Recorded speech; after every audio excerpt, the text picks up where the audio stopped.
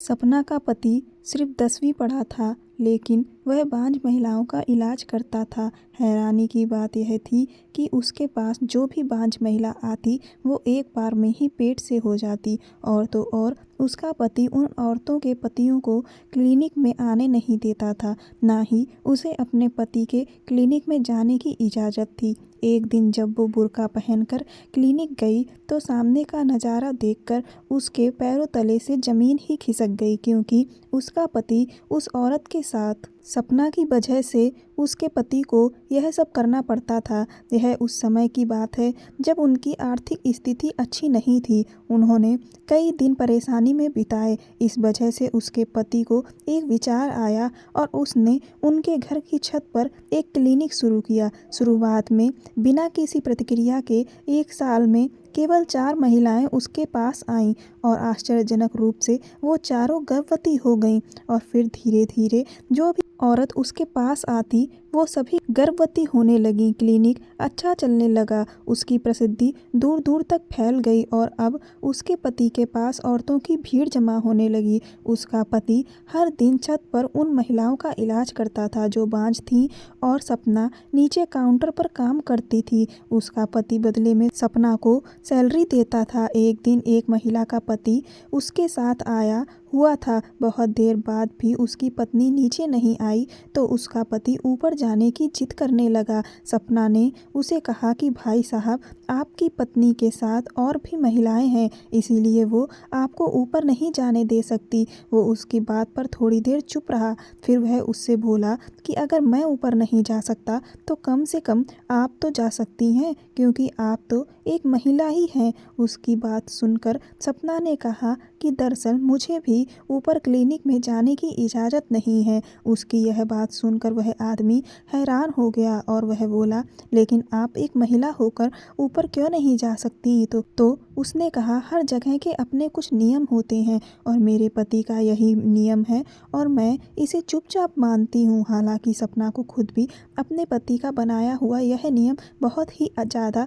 अजीब लगता था, क्योंकि वह खुद महिलाओं का इलाज करता था, लेकिन वो एक महिला होकर भी उसके क्लिनिक में जा नहीं सकती थी। थोड़ी देर बाद 2 महिलाएं बुर्का पहनकर आईं और उसके पति के क्लिनिक में ऊपर चली गईं। 2 घंटे बाद उस आदमी की पत्नी नीचे आई और उसके पीछे ही वो 2 बुर्का पहनकर आई हुई औरतें भी चली गईं। फिर सपना का पति अंकुर भी क्लिनिक से नीचे आ गया और चेहरे से नकाब हटा लिया और हाथ के दस्ताने पास के कूड़े दान में फेंक दिए।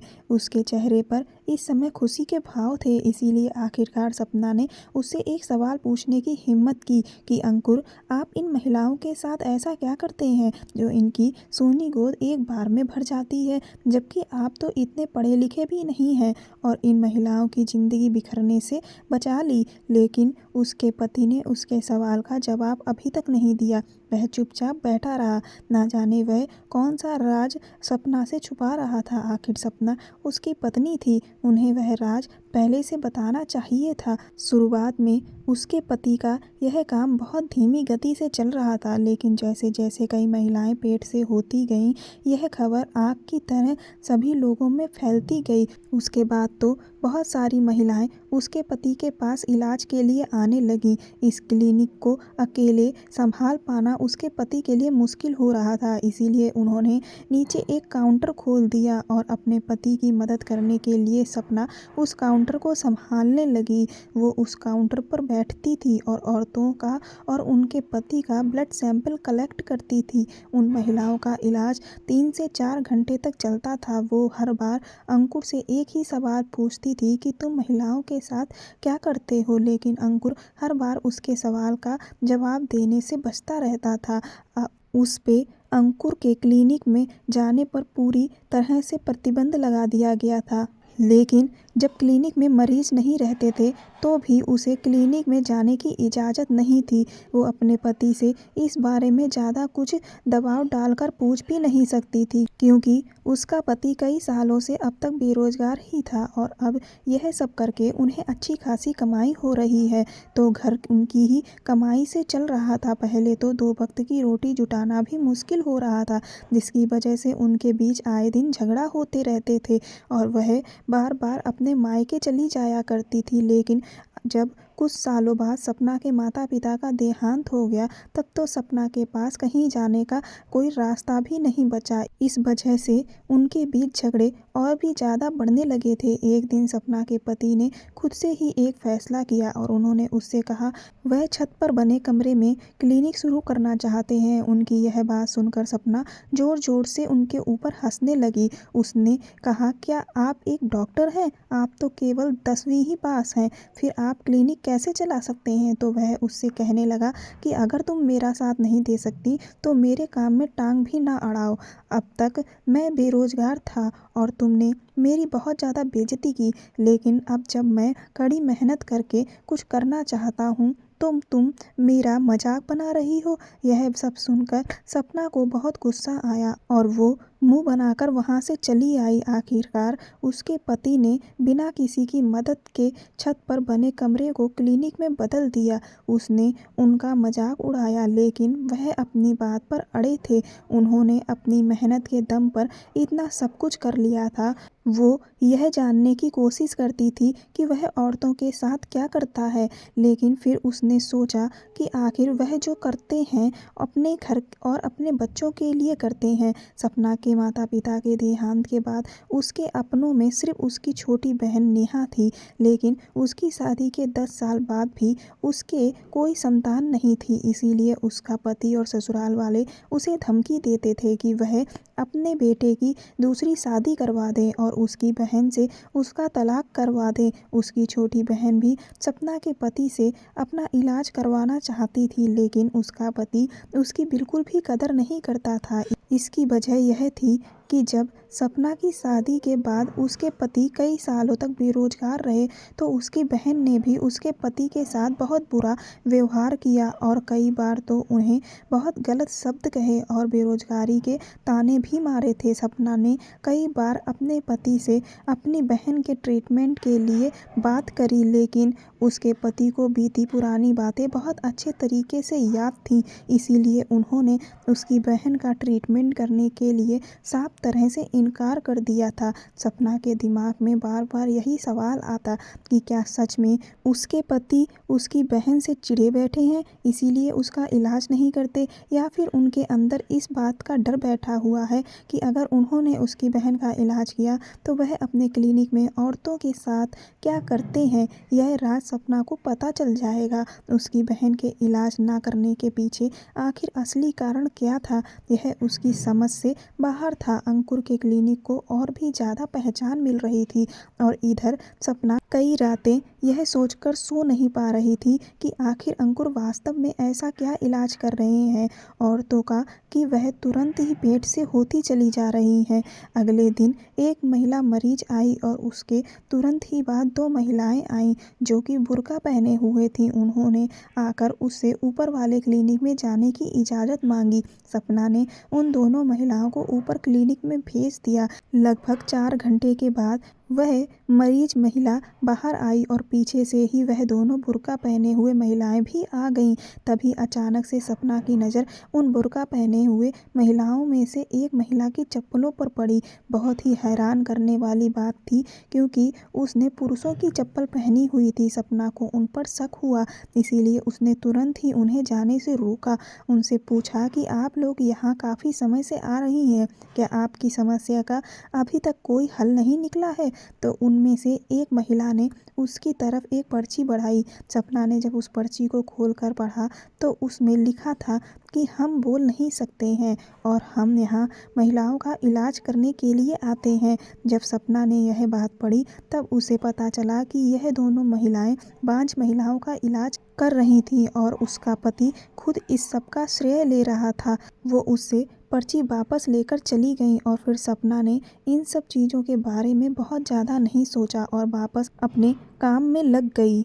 उसके बाद उसकी बहन नेहा का फ़ोन आया। वह बहुत ज़्यादा रो रही थी। वह सपना से बोली, दीदी कैसे भी करके जीजा जी से मेरा इलाज करवा दो क्योंकि अब मेरा पति मुझे तलाक देने वाला है। सपना ने उस बेचारी को जैसे तैसे समझाया और फ़ोन रख दिया। जब सारी मरीज महिलाएं चली गईं तो वो ऊपर क्लिनिक में गई क्योंकि आज उसे अपनी बहन के लिए बहुत फिक्र हो रही थी। उसने जैसे ही क्लिनिक का दरवाज़ा खोला तभी अंकुर उस पर बहुत ज़ोर से चिल्लाया और उसे बाहर की ओर धक्का दे दिया। सपना को अपने पति का यह व्यवहार बहुत अजीब लगा। अपने पति के व्यवहार से उसे गुस्सा तो बहुत तेज आया, लेकिन उस वक्त अपनी बहन की खातिर उसने अपने गुस्से को दिल में दबा लिया और फिर वो अंकुर से अपनी बहन के इलाज के बारे में कहने लगी। तो उसने नेहा का इलाज करने से साफ साफ इनकार कर दिया। उसकी बात सुनकर उसे बहुत दुख पहुंचा। उसने अंकुर से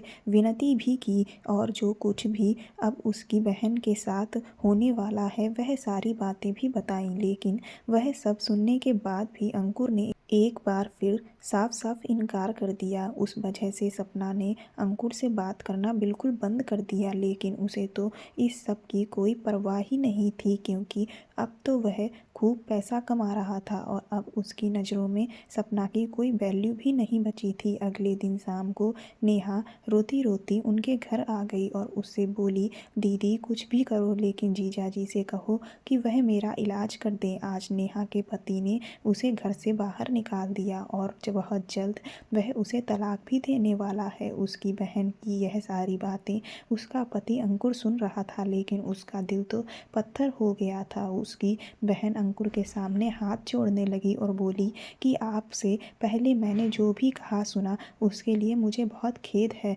सपना ने भी अंकुर को समझाया कि अब केवल तुम ही हो जो नेहा की ज़िंदगी बर्बाद होने से बचा सकते हो। अंकुर ने कहा, अगर नेहा का पति दूसरी शादी करना चाहता है तो उसे दूसरी शादी करने दो, मुझे इससे कोई भी मतलब नहीं है, लेकिन मैं इसका इलाज नहीं कर सकता। सपना और उसकी बहन अंकुर को देखकर आश्चर्यचकित हो गए। अंकुर को उसकी बहन की मदद करनी चाहिए थी, लेकिन वह अपनी बात पर अड़ा हुआ था। नेहा ने सपना से कहा, जीजा जी आखिर मेरे माफ़ी मांगने के बावजूद भी मेरा इलाज क्यों नहीं कर रहे हैं। सपना खुद भी इस बात की जड़ को जानना चाहती थी, लेकिन उसे कोई रास्ता सूझ नहीं रहा था। अब नेहा उसके साथ ही उसके घर में रहने लगी थी, क्योंकि उसका भी उनके सिवा कोई सहारा नहीं था और वह भी क्लिनिक में होने वाली सारी गतिविधियों को देख रही थी। वह हर दिन अंकुर को मनाने की कोशिश करती और बार बार उससे माफ़ी मांगती, लेकिन अंकुर अपनी इस बात पर जमा हुआ था। नेहा ने एक दिन उससे कहा, दीदी मुझे तो कोई गड़बड़ नज़र आती है, इसीलिए जीजा जी मेरा इलाज करने से बार बार मना कर रहे हैं, क्योंकि मुझे तो ऐसा लग रहा है कि वह मेरा इलाज कर ही नहीं सकते।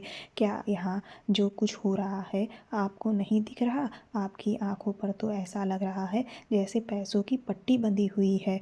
जब से मैं यहाँ आई हूँ मैं हर दिन 2 बुर्का वाली महिलाओं को यहाँ आते हुए देख रही हूँ, लेकिन मैंने यह नोटिस किया है कि जब मरीज महिला अंदर जाती है तो उसके बाद ही वह बुर्का वाली महिलाएं भी उसके पीछे जाती हैं, और जब मरीज महिला 4 घंटे बाद बाहर आती है तो उसके बाद ही वह बुर्के वाली महिलाएं भी बाहर आती हैं। आखिर 4 घंटे तक ऐसा कौन सा इलाज चलता रहता है? और वह महिलाएं किसी आदमी की तरह लगती हैं। आप तो ब्लड सैंपल लेने में व्यस्त रहती हो, इसीलिए आप इन सब बातों पर ध्यान नहीं दे पाती हो। जो महिलाएं इलाज करने के लिए आती हैं वह तो क्लिनिक में चली जाती हैं और उनके पति वापस चले जाते हैं। क्या उनके पतियों ने कभी आपको अपने खून का नमूना दिया है? इसका मतलब मुझे तो यही लग रहा है कि आपके पति बहुत बड़ा खेल खेल रहे हैं। नेहा सपना से वही सब बातें दोहरा रही थी जिनको लेकर उसके मन में भी बार बार संदेह उठ रहा था। सपना ने नेहा से कहा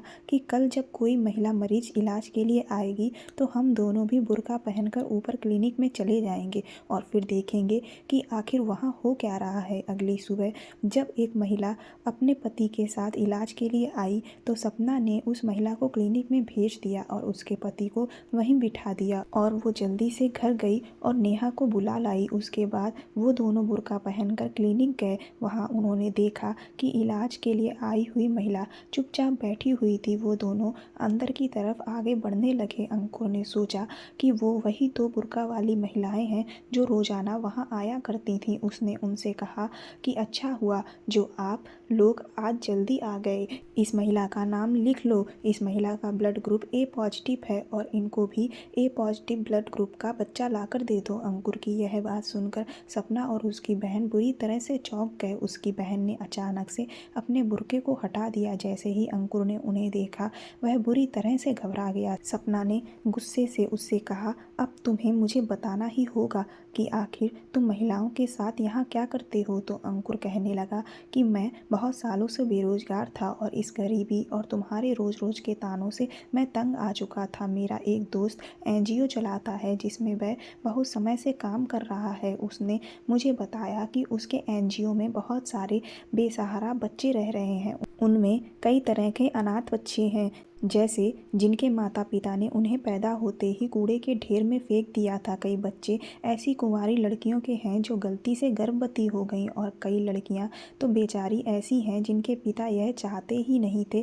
कि उन्हें लड़की पैदा हो। बेटे की इच्छा रखने वाले लोग अपनी नवजात बच्चियों को रात के अंधेरे में फेंक जाया करते हैं और कुछ बच्चे ऐसे हैं जिनकी माएँ बहुत कम उम्र में ही विधवा हो गईं तो दूसरी शादी करने के कारण उन्हें अपने बच्चों को मजबूरन बेसहारा छोड़ना पड़ा। अंकुर के दोस्त ने उसे जो सुझाव दिया वो उसी के हिसाब से यह काम करने लगा। उसने अंकुर को अपने 2 कर्मचारी दिए जो कि यहाँ आने वाले मरीज महिलाओं के ब्लड ग्रुप के सैंपल लेकर जाते थे और उनका ब्लड ग्रुप बच्चों से मैच कराया जाता था। जिन महिलाओं के पति भी इस सब के लिए तैयार हो जाते थे उनका भी ब्लड ग्रुप ले लेते थे और फिर उन महिलाओं को 9 महीने तक गर्भवती होने का नाटक करना पड़ता था। इस पूरी प्रक्रिया के बारे में किसी भी बाहरी व्यक्ति को पता नहीं चलता था, सिर्फ महिला के पति को ही इस सब की जानकारी होती थी। और अगर कोई महिला यह कहती कि उसका पति इस सब के लिए बिल्कुल भी तैयार नहीं होगा तो वो उसके पति को पहले ही यह कहकर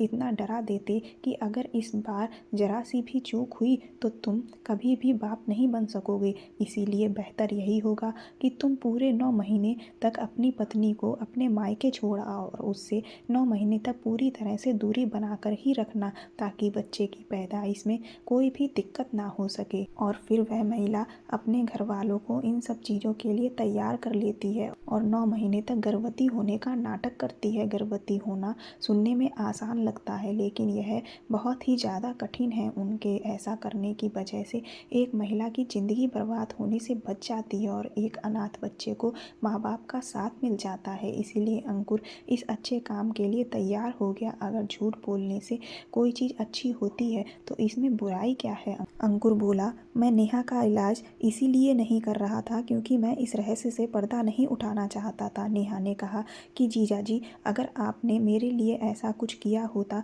तो सच कहती हूँ मैं कभी भी किसी को नहीं बताती, लेकिन इस सब में मेरी ही गलती है। अगर पहले मैंने आपके साथ बुरा व्यवहार नहीं किया होता तो शायद मुझ पर विश्वास कर पाते, लेकिन अब से मैं आपके इस काम में आपका पूरा समर्थन करूंगी क्योंकि आप समाज के लिए एक बहुत अच्छा काम कर रहे हैं। आपके काम के कारण जिन माता पिता के बच्चे नहीं हैं उन्हें बच्चे मिलते हैं और जो बच्चे अनाथ हैं उन्हें माता पिता मिलते हैं और इस कारण हजारों महिलाओं की ज़िंदगी बर्बाद होने से बच जाती है। एक बांझ महिला के दिल पर संतान ना होने की वजह से क्या बीतती है यह नेहा बहुत अच्छे से समझ चुकी थी। एक बांझ औरत को हर रोज़ ना जाने कितने तानों से जूझना पड़ता है।